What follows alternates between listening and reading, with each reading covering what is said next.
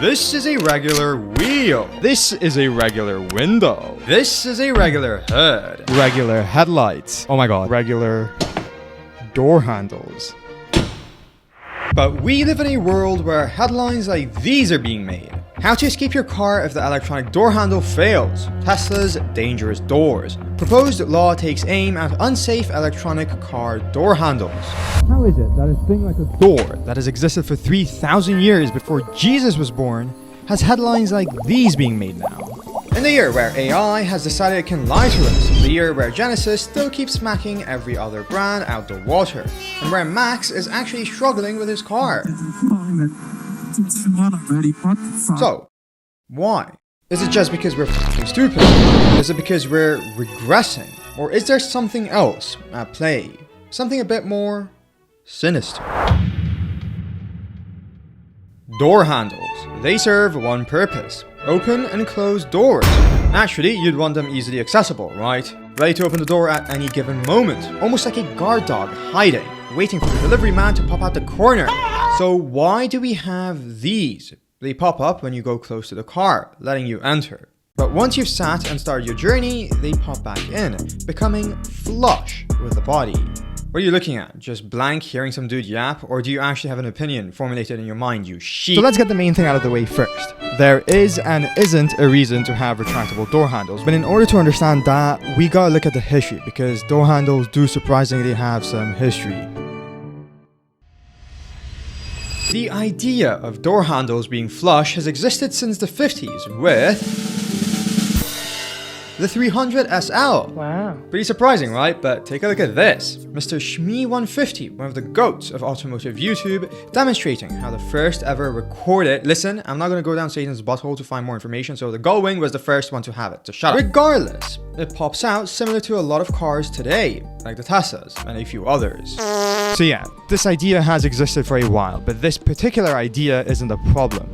The problem is that today's door handles are not mechanical. They are electrical, so the buttons need electricity and motors to function. There was a simple mechanical release before, but of course as humans we must keep improving. Thus, the most logical improvement was to take something that works perfectly fine and doesn't need any improvement and change it with something that can actually fail catastrophically. It genuinely can. You have no idea. Alright, so we know they're used now, they're not a novel concept per se, but we don't know why. You see, Tesla really brought about this trend in the 2010s, and they were adopted by everyone else during the 2020s, after noticing the sheer success of the Model 3 and Model Y. In their eyes, it's new, cool, and something else to market. But still, this isn't really good enough, so why do we see so many of these? Let's ask Tesla's chief designer, Franz von Holzhausen. No, let's not ask Franz von Holzhausen, because people keep submitting AI-generated articles which adds no benefit to society except misinforming and confusing people, which leads to people having to scrap entire segments of their videos they work so f***ing hard on because some lazy sitting on his couch munching Doritos and being a can't write a article.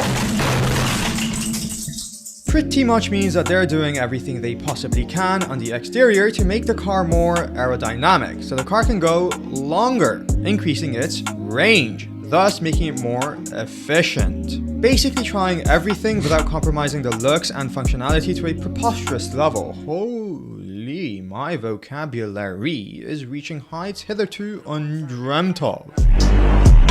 And that's pretty much it. Doing this absolutely changes everything for car brands, improving their vehicles' drag coefficient and aerodynamic efficiency by a whopping 0.005 to 0.01, saving up to 0.6 kilowatt hours of electricity per 62 miles, giving you, in extreme cases, a whopping 5 miles. Maybe 10 if you're lucky. Make of that what you will, but 5 to 10 extra miles for the cost of your life. Wenshan, Yunnan Province, China, March 19, 2025. The road conditions aren't ideal due to rainfall, thus the risk of aquaplaning or hydroplaning is prevalent. A man driving a Dongfeng Epei 007 collides with a truck at low to medium speeds and unfortunately loses control of his car. The car crashes into some sort of fencing, looking pretty intact. At the end of the day, the nightmare is over and the crash was not so severe. This is a lie. The driver gets out and the car starts smoking. He panics and closes the door after noticing it, hurriedly signaling to his passengers to get out of the vehicle. They remain inside. The horrifying realization settles in. They're trapped. The door handles have retracted and will not pop out. The internal door handles are not responsive. What follows is pure desperation. A passerby attempts to break the windows of the car with a rock as the smoke thickens and the car catches on fire. 3 individuals are removed from the vehicle, each with severe burns, and the passerby was the truck driver involved in the initial collision.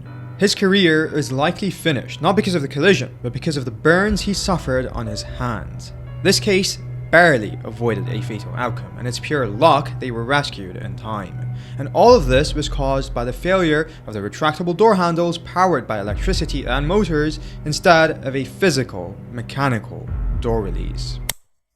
And, unfortunately, in other cases, people have not been as lucky. This 31-year-old driver of a Xiaomi going about 200 kilometers an hour crashed and his car ignited. He was trapped and never made it out, despite the relentless efforts of bystanders trying to rescue him. It's pretty grim, so let's take a break from it and understand exactly why I chose China here. Because they are the first country to actually ban retractable door handles. These 2 cases played a pivotal role in that decision. In many other cases, official rescuers could not perform their duties adequately, thus being unable to save lives. Bloomberg reported at least 15 people died in Teslas because the doors would not open. Traffic collisions cause over 1 million fatalities every single year, so that number doesn't seem so bad, right? The issue is that every single one of those people would still be here if the doors function normally.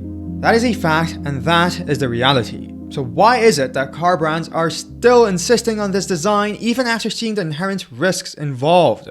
Because it's forward, not backward. It shows that car brands are 100% opting for form over function. The safety risks do not stop there too, because there are real-world things that may not be accounted for with these examples. A man in his 40s wakes up one morning. It's snowy, icy, cold. He grabs his coffee, takes a shower, and gets ready for work. Stepping out the house, he slips and falls on his ass. A bummer, you could say. Terrible way to start the day. He lays his eyes upon his car, a lovely Range Rover Velar, luxurious, warm, comfortable, and undrivable because the door handle is frozen and won't open. But hey, I live in the desert, so no need to worry. All I need to worry about is making sure I've got my mittens on so I can open without burning my hand off. But by far and away, the worst part of all of this, people don't like them. So why are they being implemented so aggressively? Like, whoa, are we the buyers or you just don't want to listen? People don't like the fact they malfunction. They don't like the looks most of the time. They don't like how they're an actual safety hazard and prefer a normal handle. So why?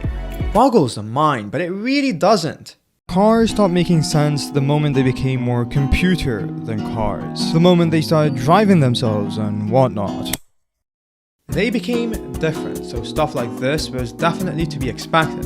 So what's the future? I can tell you this much. I know the Chinese won't have this worry, and maybe even the Americans, because the National Highway Traffic Safety Administration has become involved. Select Model Y doors are being examined by the agency, and in response, Tesla is reportedly working on a redesign.